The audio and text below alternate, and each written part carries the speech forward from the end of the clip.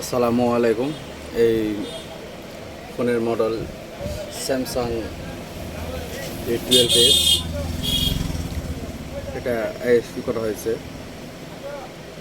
তো এই ফোনটা আইএসপি করার পর অটো রিস্টার্ট নিচ্ছিল। তো আমি আপনাদের দেখাবো এই অটো রিস্টার্ট সমস্যার সমাধান কীভাবে করা হয়।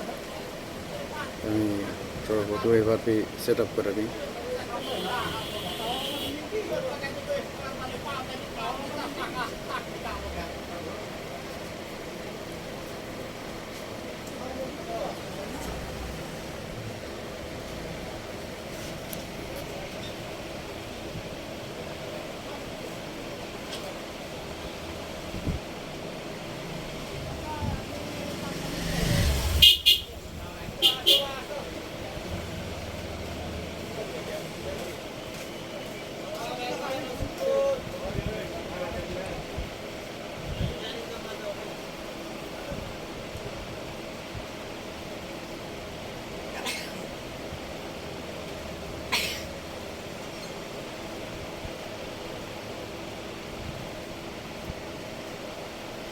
স্যামসাং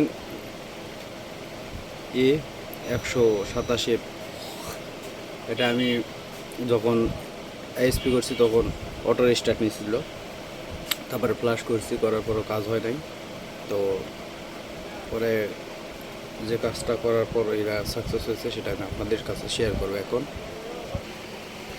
10K রেজিস্টার দেখতে পাচ্ছেন, এটা অনেক ক্ষেত্রে ড্যামেজ হয়ে যায় আইএসপি করার সময়, আবার লাইন মিস হয়ে যায়।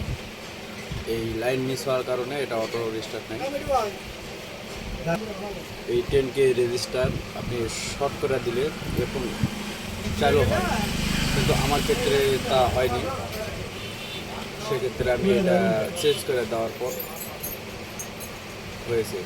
তো আপনারাও এভাবে ট্রাই করবেন, বিভ্রান্তি বা অতিরিক্ত কিছু ভাববেন না, ঠান্ডা মাথায় কাজ করবেন, ইনশাল্লাহ হয়ে যাবে।